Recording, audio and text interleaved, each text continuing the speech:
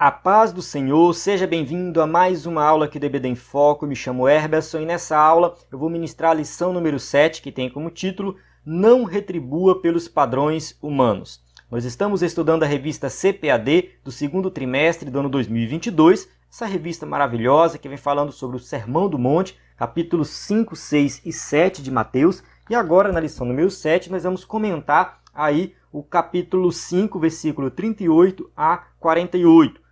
Uma passagem muito conhecida e eu acredito que nós precisamos compreender essa passagem de acordo com o seu contexto para aplicar na nossa vida. Então aqui em Mateus 5, 38 a 48, a gente vai falar daquela questão do olho por olho, dente por dente, que é a lei de Italião. Vamos falar da questão de dar a outra face e dentre outros temas que são tratados aqui. Então, a gente precisa entender isso dentro do contexto do Sermão do Monte, contexto histórico da época de Jesus, usando o Antigo Testamento para aplicar na nossa vida. São estudos maravilhosos aqui que nós vamos observar dentro dessa lição. São vários estudos, várias aplicações, e eu convido você a assistir essa aula até o final. O tema aqui está falando assim, não retribua pelos padrões humanos. Por quê? Porque existe o padrão humano, o padrão mundano de retribuição diante das ofensas e coisas que acontecem no dia a dia. Mas o cristão que participa do reino de Deus, que está dentro do contexto do reino, que aprendeu com Jesus, vive de uma forma diferente, tem um comportamento diferente, existe uma ação diferente diante das ofensas que nós sofremos na sociedade, nos dias de hoje, no nosso cotidiano. Então, eu convido você a assistir essa aula até o final para que você possa compreender bem essa passagem e aplicar na sua vida, porque você é um crente que faz parte agora do reino de Deus. Vou falar aqui um pouco do nosso conteúdo do EBD em Foco, que você pode receber via WhatsApp. Se você mandar assim, receber subsídios para esse número aqui do WhatsApp, 94 98409 2869, você vai receber o nosso conteúdo gratuito, que é aula em áudio, vídeo e PDF. Você vai receber esse conteúdo para você acessar, você vai ter os links, ter o PDF para você acessar, enfim, tudo muito fácil e prático ali no WhatsApp. Você pode acessar o site também, ebdemfoco.com, para você encontrar esse conteúdo. E nós temos o slide em PowerPoint para você ministrar aula na sua igreja. O slide que eu vou usar aqui na aula, você pode usar na sua igreja esse slide para ministrar uma aula de excelência, uma aula bem mais completa, seguindo aí a revista na íntegra.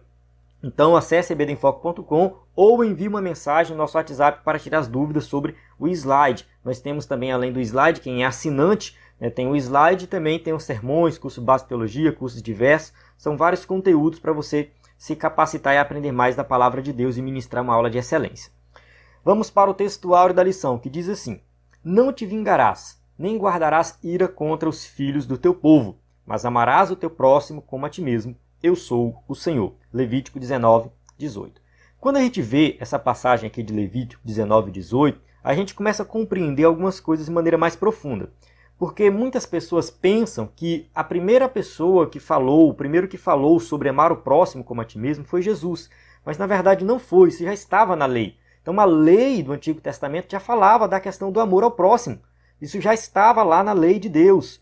Então muita gente pensa, o Antigo Testamento era diferente, não existia amor. Não, o Antigo Testamento fala do amor, fala de não vingar, não executar vingança, executar justiça com as próprias mãos. Então a gente vai compreender que o que Jesus está criticando dentro dessa passagem aqui de Mateus 5, 38 a 48, era a má interpretação da lei que os judeus faziam na época. Jesus vai fazer essa crítica e vai mostrar agora a lei da nova aliança, como que nós devemos nos comportar nessa nova lei. A verdade prática: o cristão não deve guardar rancor nem buscar vingança, antes deve vencer o mal com o bem. Dessa forma, ele demonstra que verdadeiramente teve o seu caráter transformado por Cristo. Então, quem realmente é salvo, quem realmente foi transformado, vive uma vida diferenciada, não vai vencer o mal com o mal, vai vencer o mal com o bem, vai demonstrar que é diferente, não vai guardar rancor, não vai ficar criando picuinha, brigas, não vai ficar querendo se vingar, fazer justiça com as próprias mãos. Não é bem assim, mas ele vai demonstrar uma confiança diferenciada em Deus, que Deus é o justo juiz. Deus vai executar o juízo sobre todas as pessoas, sobre todos os males, enfim. Então a gente precisa compreender como que funciona a dinâmica do reino de Deus dentro dessas circunstâncias que nós passamos no dia a dia. Então, essa lição vai tratar desse assunto e eu convido você a assistir essa aula até o final para você compreender. A passagem estudada, Mateus 5, 38 a 48, está aqui, né? Ouviste o que foi dito, olho por olho, dente por dente. Eu, porém, vos digo, não resistais ao mal, mas se qualquer que te bater na face direita, oferece-lhe também a outra. E aí Jesus continua o seu argumento. Eu não vou fazer essa leitura completa, porque durante a aula a gente vai voltar a esses versículos, mas só para você compreender o que vai ser estudado nessa aula, e a gente precisa entender isso aqui dentro do nosso contexto, tá? Primeiro, dentro do contexto ali do Antigo Testamento, contexto de Jesus, e aplicar no nosso contexto, na nossa vida, no nosso cotidiano, uma lição bem prática, uma lição que vai aqui direto ao ponto, falando aqui de muita coisa que a gente vive no dia a dia e nós precisamos aplicar na nossa vida. Vamos para a introdução aqui da revista. Fala assim: quando as pessoas nos ofendem, muitas vezes a nossa primeira reação é desejar a vingança.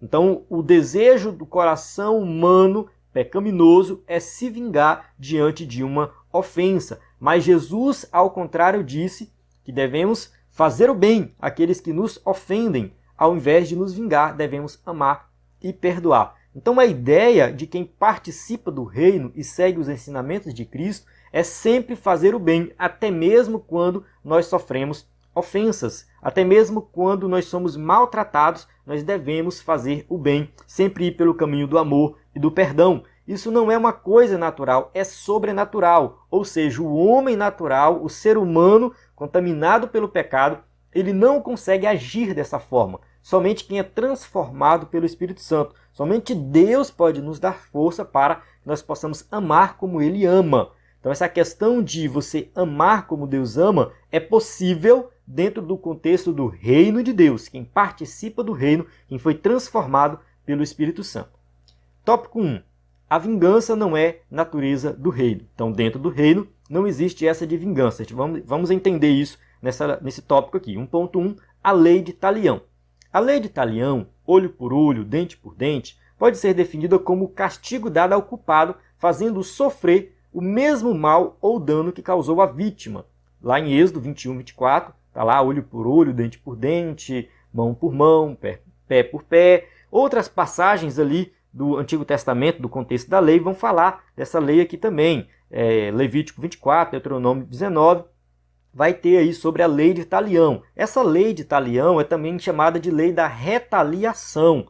Talião não é o nome de uma pessoa, é do latim, essa palavra aí é a mesma coisa de retaliação, né? Quando você sofre um mal e você vai ali, não necessariamente você, mas a justiça vai ser executada, fazendo com que a punição seja no mesmo nível. Esse era o princípio da justiça visto na lei de Moisés. Então, a lei de Moisés ela foi entregue para a nação de Israel. A gente precisa compreender isso aí. É para a nação. Então, essa lei aqui, essa lei de Talião, que está escrita aqui em Êxodo 21 e outras passagens do Antigo Testamento, está falando aqui de um instrumento excelente para eliminar a vingança entre famílias. Porque as pessoas poderiam querer se vingar, uma família querer se vingar de outra família. E a ideia é que os tribunais da época executassem o juízo. Vamos avançar aqui para você compreender melhor. É preciso compreender a natureza dessa ordem do Senhor, que não intencionava acirrar os homens a retribuir a agressão de qualquer maneira, e sim colocar um certo limite, não deixando que o vingador fizesse uma execução maior do que o crime. Então a ideia dessa lei é que quem sofresse ali uma punição por um crime, que essa punição fosse no mesmo nível do crime cometido. Na verdade, essa lei procurava ajustar o castigo ao crime. Então, quem era castigado era no mesmo nível do crime cometido. A lei de Talião se tratava de uma norma para os tribunais civis, que no seu propósito desejava que, em particular, a pessoa jamais praticasse a vingança. A ideia é que a lei fosse executada por pessoas competentes, pelos juízes da nação de Israel. A nação de Israel, ela tinha ali o rei, que julgava o povo. A gente vê casos ali de Salomão julgando, a gente vê na época de Davi que Absalão começa a julgar o povo em vez de Davi estar julgando o povo, que na verdade o rei não dava conta de tudo, ele tinha os seus ajudantes, pessoas que julgavam a nação, os juízes da nação. Então mesmo na época dos reis de Israel, tinha as pessoas responsáveis por executar o juízo, para julgar as causas do povo. Então, a lei de Talião era a lei que era para ser executada por pessoas competentes e não individualmente. Não era questão de vingança pessoal. É nesse sentido, a lei foi dada à nação. Não há nessa lei qualquer incentivo à vingança pessoal. Pelo contrário, quando uma pessoa sofresse algum dano, era comum que ela desejasse que a justiça fosse feita e que os tribunais administrassem a devida punição. Então, se alguém sofresse algum dano, ele ia procurar os tribunais, as pessoas responsáveis, para que houvesse uma punição, e essa punição tinha que ser no mesmo nível da ofensa que a pessoa sofreu. Não seria algo maior, não seria algo superior. Já os fariseus, na época de Jesus, fizeram uma má interpretação dessa lei, usando-a com o propósito de justificar a vingança ou retribuição pessoal, descaracterizando-a do seu real objetivo. Então, o problema dos fariseus na época de Jesus é que eles usaram essa lei para justificar a vingança pessoal. Isso estava totalmente errado. A lei não foi dada para que as pessoas se vingassem umas das outras. A lei foi dada para a nação de Israel, para organizar a questão dos julgamentos e ser executado por pessoas competentes. Então não era uma lei ruim, não foi uma lei errada que Deus deu. Eu estou batendo nessa tecla o tempo todo. Jesus está colocando a lei da nova aliança, que é muito superior, mas não significa que a lei da antiga aliança ela era uma lei errada e ruim. Não, ela foi dada dentro do contexto de uma nação, para preservar a santidade de uma nação, para dali nascer o Messias. Então essa lei que foi dada dentro do contexto da nação de Israel, se bem executada, ela cumpriu o seu propósito. O problema dos fariseus é que eles estavam distorcendo a lei a seu bel prazer. Jesus critica o que eles estão fazendo e apresenta a lei da nova aliança. Isso porque, em momento algum, a lei de Moisés defendia a busca pela vingança, mas eles a citavam buscando destruir o seu significado. Então, era uma artimanha dos fariseus naquela época citar a lei de Moisés para defender a sua visão totalmente distorcida, o seu pecado, vamos colocar assim. Olha só o que está em Mateus 15, 3 e 6. Ele, porém, respondendo, disse-lhes: por que transgredis vós também o mandamento de Deus pela vossa tradição? E assim invalidastes pela vossa tradição o mandamento de Deus. Olha, isso aqui era o tempo todo que eles estavam fazendo. E Jesus criticava o tempo todo. Vocês estão invalidando o mandamento de Deus por causa da tradição. Estão usando a tradição para distorcer o que Deus mandou ali na sua lei.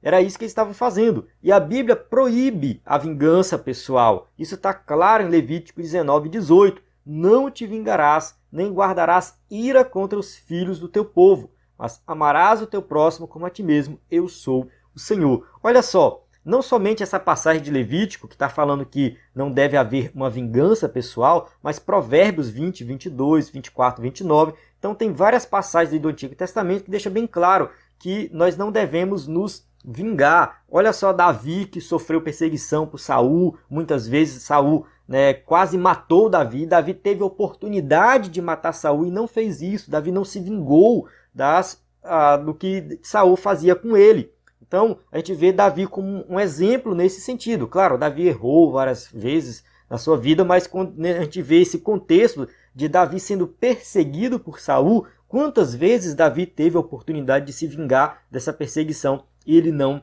fez isso. Então, Davi conhecia a vontade de Deus nesse sentido. Vai ter a proibição da vingança pessoal.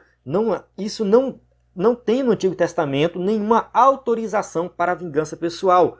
Isso está escrito, está bem claro, só que os fariseus, eles anulavam o mandamento de Deus pela sua tradição, para que ali eles pudessem pecar e achar que estava tudo bem. Tópico 1.2. O cristão e a vingança. Não pode haver no coração de um salvo por Cristo qualquer sentimento de vingança, nem que seja para com o pior inimigo, pois ele está consciente de que a vingança de tudo pertence a Deus. Romanos 12, 19. Não vos vingueis a vós mesmos, amados, mas dai lugar à ira, porque está escrito: minha é a vingança, eu recompensarei, diz o Senhor. Então aqui a gente observa que É Deus que vai executar o juízo, é Deus que vai fazer a vingança. Então, o cristão, ele tem que confiar em Deus, porque Deus conhece todas as coisas. Então, fazer justiça com as próprias mãos, vingar alguma coisa, né, agir dessa forma, né, ser essa pessoa vingativa, mostra que você não está confiando em Deus, é uma falta de confiança em Deus. Então, de acordo com o comentário devocional da Bíblia, o princípio de olho por olho no Antigo Testamento estabelecia limites da retribuição que uma pessoa podia exigir. Então, a ideia de olho por olho não é incentivar a vingança, mas a ideia é estabelecer um limite na retribuição ali quando a pessoa fosse levar ao tribunal. Ela tem que ter um limite. Então, se alguém o ofendesse, lhe custasse a visão de um olho, você não poderia, por exemplo, tirar-lhe a vida de maneira justificável. Tudo que você poderia reivindicar seria tirar-lhe a visão de um olho. Então, se você, no caso ali do Antigo Testamento, se fosse o caso de ter uma briga, uma confusão, e uma pessoa fosse ferida no olho, o máximo que ela poderia exigir no julgamento era que o outro também fosse ferido no olho. Não necessariamente ali isso ia acontecer. A pessoa também tinha a opção de perdoar ou de exigir ou pedir uma pena menor. Existia essa possibilidade também, mas nunca superior, nunca maior do que aquela que a pessoa sofreu. Agora Jesus ensina a que não governemos nossas relações com os outros segundo olho por olho de maneira nenhuma. Então Jesus ele vai trazer esse ensinamento agora mais profundo. Calma, não é assim, você não vai lá e não, olho por olho, dente por dente, é assim que eu quero. Em vez de tentar vingar-se dos outros que o prejudicaram, faça o bem a eles. Então Jesus traz esse ensinamento muito superior. Agora você não vai levar para o tribunal, você não vai querer, né, fazer confusão por causa disso, você vai ali tratar bem, faça o bem, retribua com o bem que você vai vencer o mal. A passagem tem aplicação direta ao desafio de Jesus a respeito de valores e atitudes e descreve a justiça excelente e abundante que se espera de nós no reino de Jesus Cristo. Então a gente precisa compreender que no reino a justiça é muito mais excelente, é superior à justiça de quem está, né, fora do reino. Nós não exigimos retribuição, nós fazemos o bem até mesmo àqueles que nos prejudicam. Então, até aqueles que nos prejudicam, nós temos que fazer o bem e ali tratar bem essa pessoa e não fazer uma vingança. A pessoa que aprende a amar até mesmo seus inimigos é uma pessoa que viveu o suficiente no reino de Cristo. Uma pessoa que conheceu o seu toque transformador. Ou seja, quem ama de verdade e ama até os seus inimigos é alguém que é transformado, é alguém que é cheio do Espírito Santo, é alguém que produz o fruto do Espírito Santo. A ideia é essa. Se você ama o seu inimigo, é porque você foi transformado, porque o mundo não vai conseguir fazer isso. O ímpio não vai conseguir fazer isso. O salvo em Cristo prega e vive o amor, não o ódio, e tem consciência plena de que Deus tem reservado um dia em que há de julgar todos os pecados da humanidade, tomando vingança de tudo. Atos 17:31. Porquanto tem determinado um dia em que, com justiça, há de julgar o mundo por meio do varão que destinou. E disso deu certeza a todos, ressuscitando dos mortos. Então aqui, fazendo uma referência a Jesus, né, e um dia, o mundo será julgado. Então todas as atrocidades, todos os pecados, tudo será julgado e condenado. Assim compreendemos que a vingança pertence ao Senhor e não a nós. Então eu não tenho que executar ali nenhum tipo de justiça pelas minhas próprias mãos, fazer uma vingança em algo, porque se eu fizer isso, eu não estou confiando em Deus. Eu não estou confiando que Deus ele está tomando conta da minha vida e que ele pode executar ali o juízo, o justo juiz, porque ele é o justo juiz. Então ele vai fazer um juízo perfeito.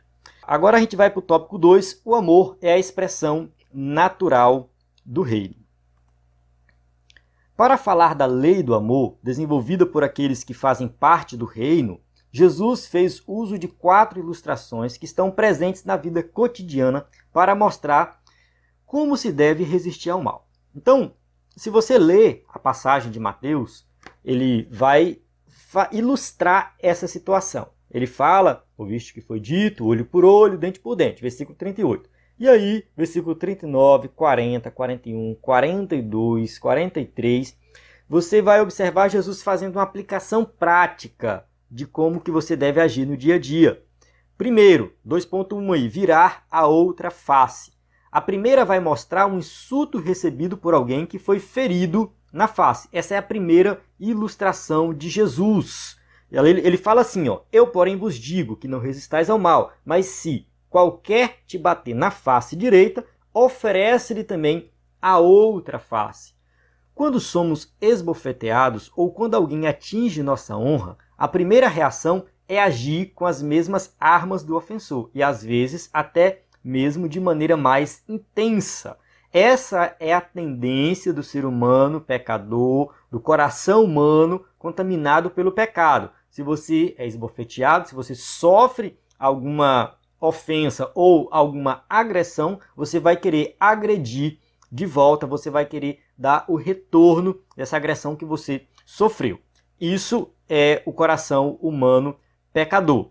Na época de Jesus, ele usa essa questão de dar a outra face, ele faz essa referência, qualquer que te bater na face, porque naquela época, era ferir a dignidade de alguém, bater na face. Até nos dias de hoje. Nos dias de hoje, às vezes a pessoa prefere levar uma rasteira ou qualquer outra coisa do que levar um tapa na cara, um murro na cara. Fere a dignidade da pessoa. Eu estava estudando sobre o tema e eu vi um pregador falando, eu não busquei a referência, mas eu acredito que é de confiança, que ele falou assim, que um escravo, naquela época, um escravo, ele preferia ser chicoteado do que levar um tapa na cara. Ou seja, era melhor ser chicoteado, ser machucado nas costas, do que levar um tapa na cara, porque o tapa na cara feria a dignidade, até mesmo o escravo que não tinha dignidade nenhuma naquela sociedade, que não tinha moral nenhuma, ele ficava revoltado com tapa na cara. Então Jesus está falando assim, olha, quando alguém ferir a sua dignidade, não revide. No entanto, tal atitude não resolve nada. No caso aqui, a atitude de revidar, tá? Dentro do contexto, voltando aqui para a lição, ó. Tal atitude não resolve nada, pelo contrário, complica ainda mais a situação. Então, se uma pessoa dá um tapa na cara, ele vai revidar com um tapa na cara, isso vai ser mais problemático ainda. Jesus esclarece que é impossível um cristão que faz parte do seu reino e tem um coração cheio de amor, tenha em seu ser atitudes de ódio, desamor e vingança. Quem tem amor tem perdão, brandura e tolerância. Então, o coração do cristão é diferente do coração do ímpio. O coração do ímpio é cheio de ódio, é cheio de vingança, de coisas ruins. O coração do salvo é cheio de amor, é cheio de perdão, brandura, tolerância. A ideia é que haja o perdão, a ideia é que haja comunhão. Então você vai vencer o mal com o bem. Isso aqui não é ser fraco, não é ser covarde, mas é você ter uma atitude em que o bem vence o mal. O bem vai vencer o mal através do amor e do perdão. Para muitos, a vingança é sinal de coragem, atitude de quem é forte. Porém, pelos ensinos de Jesus, a vingança é a atitude de quem é fraco. Então, o fraco é que vai se vingar. O fraco é que vai revidar. O forte é diferente. O forte, ele ama. Todavia, aquele que vira a outra face, esse sim é o forte, desarmando o seu ofensor com seu heroísmo, em especial pela posição de perdoar. Então, o perdão é a atitude de quem é forte. O perdão é uma atitude daquele que age de uma forma transformadora, que transforma até o seu ofensor. Ele age de uma forma totalmente diferente, que o seu ofensor, aquele que lhe ofendeu, aquele que te bateu, aquele que fez algo contra você, ele fica tocado, ele fica perdido, ele fica desarmado e a situação ali, quem sabe, é até de você ganhar essa pessoa, né, para Jesus. Quem sabe, né, essa pessoa ela começa até a pensar, refletir, né, sobre o que é de fato servir a Deus. Isso acontece muito. Agora, se você revidar, fica complicado até para você pregar para essa pessoa depois, se você falar com ela e conversar com ela. Tópico 2.2. Arrastar para o tribunal. Aqui a gente vai falar do versículo 40, Mateus 5:40, que fala assim: e ao que quiser pleitear contigo e tirar-te a vestimenta, larga-lhe também a capa. Olha só, nesse tópico, a questão é judicial, quando alguém ameaça uma pessoa que está lhe devendo e busca tirar dela uma peça importante do seu vestuário para pagar uma dívida contraída que não foi paga. Então a situação aqui é a seguinte: uma pessoa está devendo outra, ele vai lá receber o dinheiro, aí ele fala, não tem como eu te pagar agora. Aí ele fala assim, então me dá como penhor, como garantia a sua roupa, a sua vestimenta. Então ele pega a vestimenta da pessoa como garantia de que a dívida vai ser paga. Jesus ensina ao que está sofrendo as ações por parte do litigante que ele não deveria responder com ressentimento, mas deveria deixar que ele ficasse com a túnica, a qual era por mais importante, pois servia como cama. Olha só, a pessoa vai lá cobrar, o outro. Não tenho dinheiro para te pagar. Então me dê a sua vestimenta, a sua roupa de baixo. Aí ele vai dar a roupa como garantia. Jesus fala assim, dê também a capa, que é a roupa de cima. Se a pessoa pedir a roupa de baixo, dê a roupa de cima. Isso é algo muito radical. Isso tem a ver com a segurança da pessoa. Olha só o que diz a lei, Êxodo 22, 26 e 27. Se tomares em penhor a veste do teu próximo, lhe restituirás antes do pôr do sol, porque aquela é a sua cobertura e a veste da sua pele, em que se deitaria. Será, pois, que quando clamar a mim eu ouvirei, porque sou misericordioso. Então aqui a lei diz o seguinte: se você pegar como penhor uma roupa, devolva logo, porque essa pessoa tem poucas roupas. As pessoas não tinham muitas roupas naquela época. As pessoas tinham poucas roupas e muitas vezes a roupa era usada até como cobertor, ou seja, era algo para evitar o frio à noite. Então a pessoa dormia de roupa para não morrer de frio. Então se você pega a vestimenta de alguém, devolva antes do pôr do sol, porque essa pessoa precisa disso, precisa cobrir a sua pele. É sempre melhor fazer concessões do que persistir em uma batalha judicial ou em competições que levarão a diversos desagrados. Então Jesus está ensinando assim: se alguém pede a sua vestimenta de baixo, dê também a sua capa, faça uma concessão, abra mão dos seus direitos, abra mão às vezes da tua segurança, para evitar qualquer batalha judicial, qualquer competição, qualquer coisa que venha piorar mais ainda a situação. Então Jesus ele está aqui tentando trazer um equilíbrio para as batalhas judiciais. O apóstolo Paulo também trata desse tema. Ali Paulo, quando ele vai falar lá na igreja de Corinto, vocês não conseguem resolver entre vocês. Então, aqui dentro do contexto da igreja, dos irmãos, quantos irmãos não vão para o tribunal brigar por algo e depois estão dentro da mesma igreja, tomando ceia juntos e não se falam, porque uma coisa simples, uma coisa que poderia ser resolvida ali entre eles, entre os irmãos mesmo, alguém da igreja poderia intermediar, não pega e leva para o tribunal, faz aquela confusão, aquele escândalo para a igreja. Então tente resolver, faça concessões, abra mão dos seus direitos para evitar contenda. Jesus está tratando nesse sentido. Você oferece também a capa, você levou a roupa de baixo, dê também a roupa de cima. Faça alguma concessão para evitar qualquer tipo de batalha judicial, de contenda. Tópico 2.3. Obrigar a fazer algo. Mateus 5,41 trata de uma convocação feita por uma autoridade que força alguém ao serviço. Diz assim: e se qualquer te obrigar a caminhar 1 milha, vai com ele 2.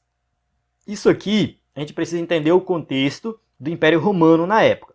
Existia uma lei no Império Romano que um soldado romano poderia pedir para qualquer pessoa ajudar ele a carregar alguma coisa.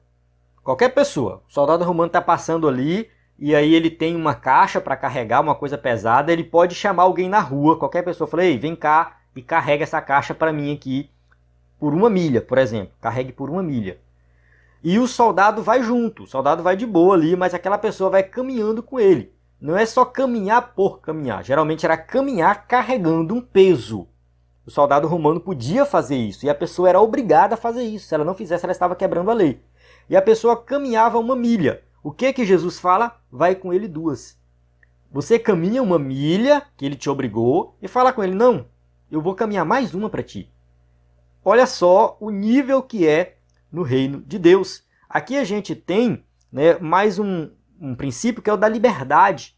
A pessoa está te privando ali da tua liberdade, mas você não está preocupado com isso. Você vai mais longe do que ele te pediu. Um exemplo bíblico é o de Simão Cirineu, que foi obrigado a carregar a cruz de Jesus. Mateus 27:32. E quando saíam, encontraram um homem, Cirineu, chamado Simão, a quem constrangeram a levar a sua cruz. Então isso aqui foi uma ordem do soldado romano. O soldado romano deu uma ordem para Simão carregar a cruz de Jesus. Simão foi pego de surpresa, estava ali vendo essa questão da crucificação, Jesus carregando a cruz. De repente, o soldado vai lá e fala, ei, vem cá e carrega a cruz. Então ele era obrigado a fazer isso. O que é mais forte, por força da hierarquia, pode obrigar sem respeitar a vontade alheia. Assim, quando alguém anda a 1 milha, geralmente o faz como obrigação. Então, a 1 milha como obrigação. Entretanto, para caminhar voluntariamente a 2ª, só o faz quem tem um novo espírito, uma nova vida e os ensinos divinos gravados em seu coração. Então aqui, mais uma vez, né, se você caminhou 1 milha, caminhe 2. Agora você vai fazer isso de maneira voluntária e não por obrigação, porque você tem um coração transformado. Tudo na vida é uma nova jornada, porque se faz com Cristo. Dessa maneira, a caminhada será gloriosa e abençoada, quer seja a jornada do casamento, quer seja do trabalho ou de qualquer outra. Muitas vezes, a gente tem que abrir mão da nossa liberdade, do nosso tempo livre, para ali ir um pouco além daquilo da nossa obrigação e um pouco além daquilo que a gente foi obrigado a fazer para manter a situação boa, manter a situação organizada. A gente falou de casamento em aulas anteriores. Muitas vezes o casamento fica insustentável, muitas brigas, muitas confusões, mas aí que entra uma aplicação dessa passagem aqui, né, de caminhar 1 milha, caminhe 2, ou seja, se você cumpriu o seu papel no casamento e você acha que não está dando certo, você já fez isso como sua obrigação. Agora você vai fazer algo de maneira voluntária. Você vai levar um pouco mais à frente. Você vai levar um pouco mais adiante. Você vai fazer esse esforço de manter o seu casamento. Você vai tratar a situação de uma maneira diferente, porque às vezes dentro do casamento um dos cônjuges está agindo de maneira errada. O outro está certo. Não, eu estou certo. Mas aquele que está certo, ele vai abrir mão dos seus direitos, ele vai abrir mão de muita coisa para mostrar para aquele outro que está errado que não é bem assim. E no reino de Deus é diferente. Então, ele vai caminhar 2 milhas e não somente 1 milha.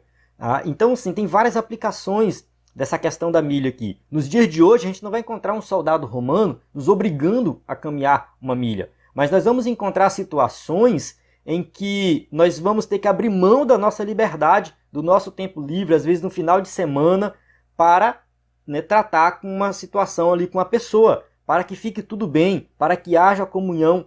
Então, enfim, não dá para listar tudo que vai acontecer aqui, mas esse é o comportamento do cristão. O comportamento do cristão é um comportamento diferenciado, que ele vai além daquilo que foi exigido dele, fazendo isso por amor ao próximo. Tópico 2.4. Fazer alguma coisa por alguém. Jesus mostra que o cristão que realmente tem amor no coração, quando se depara com alguém que está sofrendo por algum tipo de necessidade, que está em apuros, pedindo auxílio, jamais agirá com indiferença, antes atenderá ao solicitante sem qualquer murmuração ou má vontade, com uma atitude generosa, emprestará sem querer algo de volta.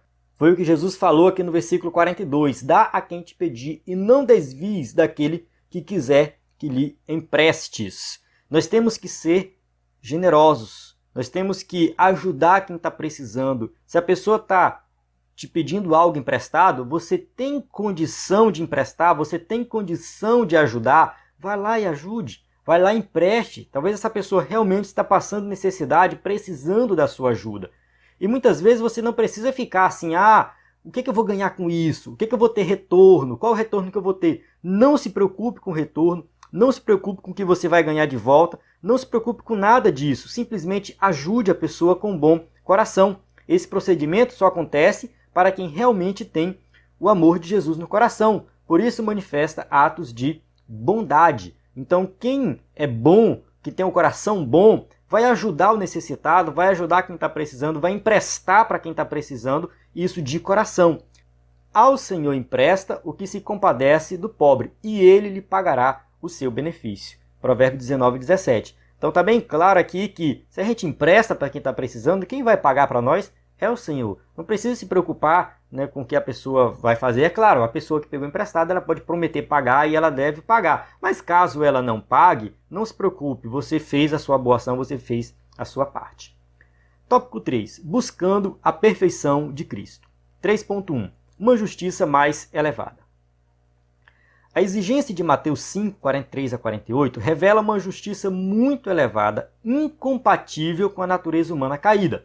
O que Jesus ensina no Sermão do Monte como um todo só pode ser vivido na prática por quem é transformado, por quem participa do reino. A humanidade caída não vai conseguir. O Senhor Jesus disse que devemos fazer o bem àqueles que nos fazem mal. Nosso desejo não deve ser o de manter ou de vingar a dívida, mas o de amar e de perdoar. Então tem pessoas que vão até o fim, tá? Tem uma dívida, tem que me pagar, tem que me pagar, tem que me pagar, e aquela confusão, aquela briga. Olha, tem gente que adoece com isso. Tá? Isso deixa as pessoas doentes. Quando eu empresto uma coisa para alguém e essa pessoa não me paga, eu esqueço, eu deixo para lá. Se eu ficar cobrando, eu adoeço, eu tiro por mim. Eu sou assim. Se alguém está me devendo, eu já perdi muita coisa assim, já perdi muito dinheiro. Eu estou falando de mim, tá? Não sei se o que eu estou fazendo é o certo ou errado, se as minhas motivações são boas ou são ruins. Não estou aqui querendo dizer que eu sou melhor do que os outros, mas eu trabalhei uma época numa faculdade dando aula e eles não me pagaram, eles falharam comigo. E eu cobrei um tempo e depois eu larguei de mão. Falei, não vou largar para lá, não vou entrar na justiça, não vou fazer nada porque essa situação está me corroendo. Essa situação está complicando a minha vida, está me deixando mal. Depois que eu fiz isso, eu melhorei. Fiquei muito melhor. Teve uma outra vez que um amigo meu pediu para eu comprar um ar-condicionado para ele. Não, estou precisando de ar-condicionado e tal. Aí eu fui e falei com um aluno meu na universidade, ele tinha esse ar-condicionado e eu comprei o ar-condicionado e ele não passou o dinheiro para mim. E não passou, e o rapaz que me vendeu o ar-condicionado ficou me cobrando, e aí eu cobrava esse meu amigo e ele não me pagava, e aí teve uma situação que eu falei, chegou um momento que eu falei, não, eu vou pagar. Eu tirei do meu bolso, paguei e resolvi o problema e deixei para lá. Falei, não, melhor assim, pronto, acabou, resolvi a situação e fiquei muito melhor. Então, assim, é complicado, são situações muito complicadas, a gente se depara com muitos dilemas éticos nessa vida, relacionado a isso, a dívidas, a ofensas, mas são situações que o próprio Jesus falou que é muito melhor, às vezes, você abrir mão dos seus direitos. Tá? Em vez de querer se vingar, deixa quieto, em vez de querer ficar cobrando o tempo todo, perdoa a dívida. O perdão, o caminho do perdão, do amor, ele é muito superior, ele é muito melhor. É um ensinamento divino celestial. O Sermão do Monte é taxativo. Em vez de planejar vingar-se, ore por aqueles que o magoam. Tópico 3.2. O amor mais perfeito.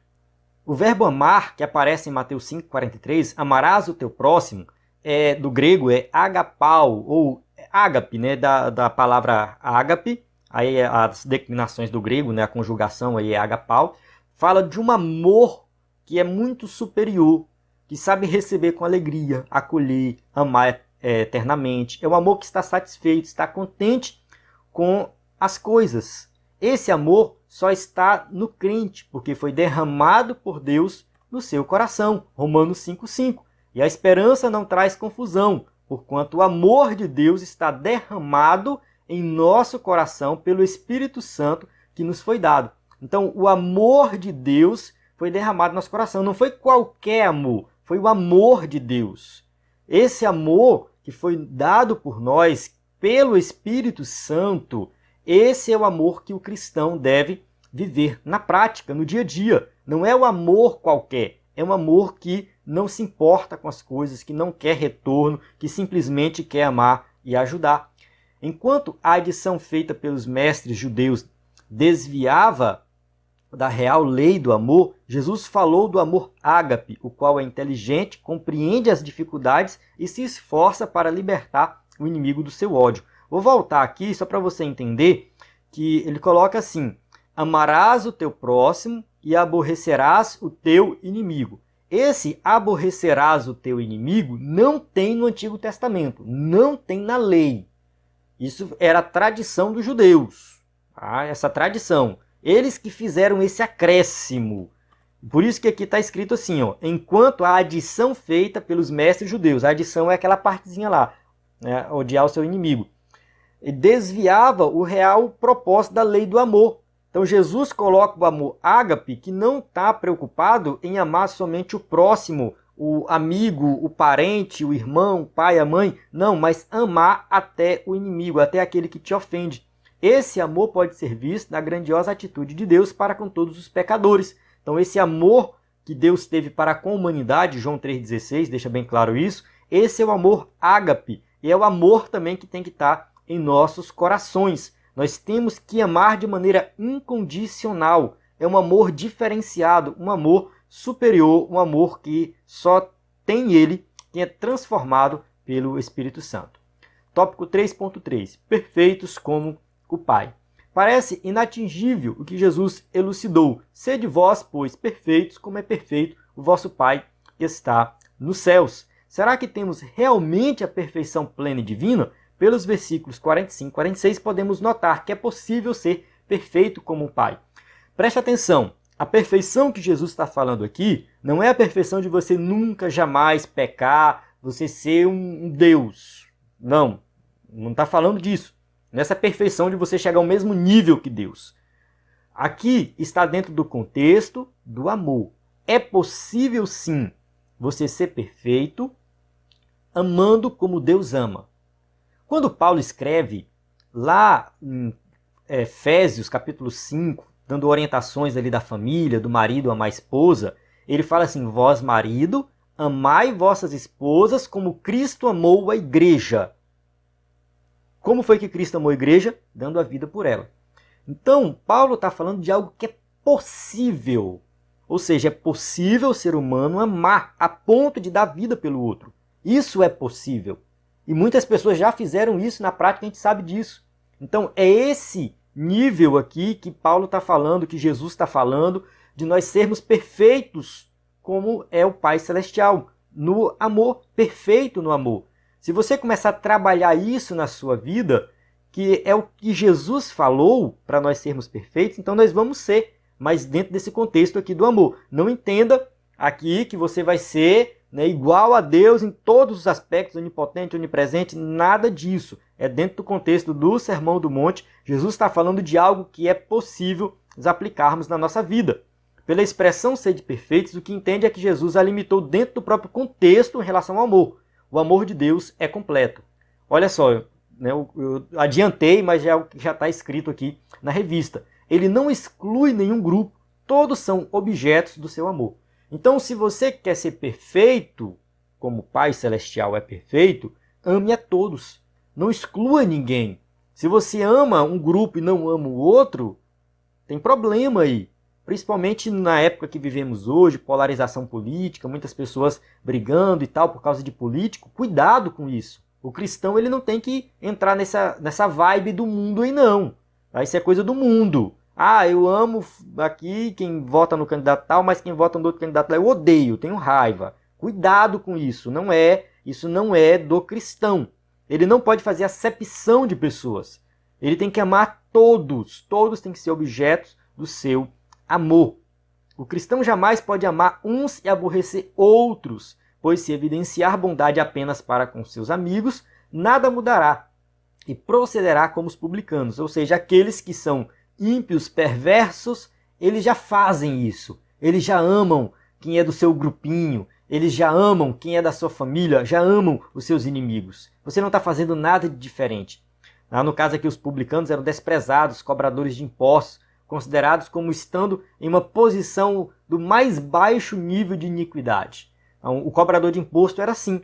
Então, se você ama só quem te ama, só quem está no teu círculo de amizade, dos seus amigos, você está no mesmo nível dos publicanos, você está, né, no pior nível de iniquidade possível. Assim como Deus ama a todos, o cristão também deve amar, ou seja, tomar como medida a perfeição padrão e absoluta de Deus, na qual se baseia para viver o amor nessa vida em relação ao seu próximo.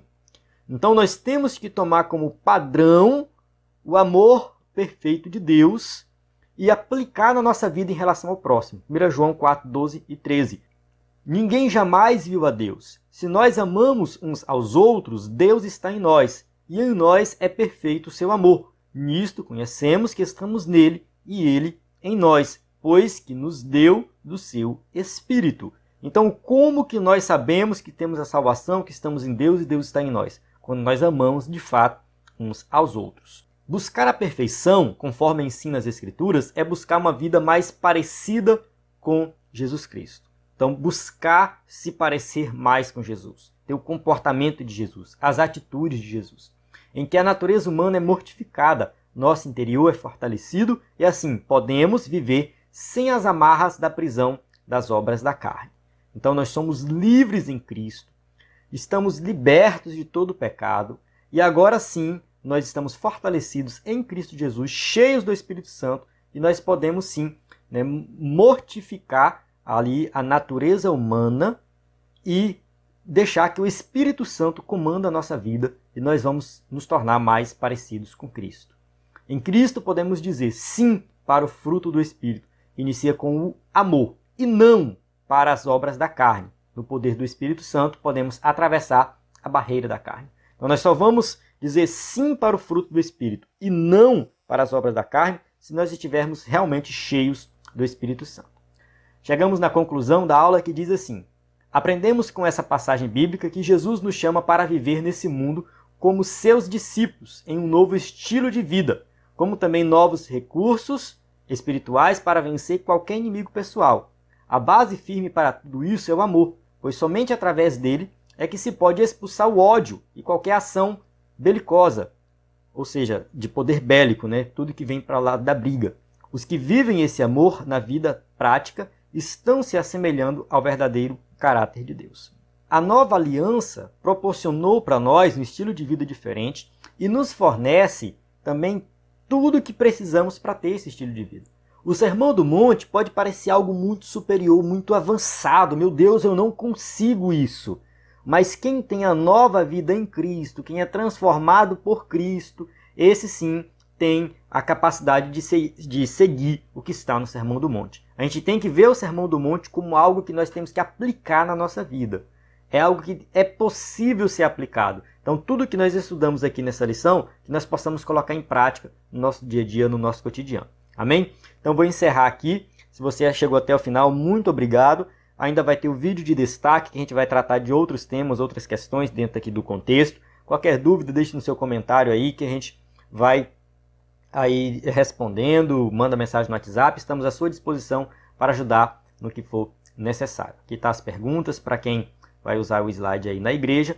Mais uma vez, reforçando o nosso conteúdo, aula em áudio, vídeo, PDF, slide em PowerPoint, cursos, sermões, tudo isso dentro do site ebdenfoco.com. Lá você encontra tudo o que precisa para ministrar uma aula de excelência. Encerro aqui. A paz do Senhor. Até a próxima aula.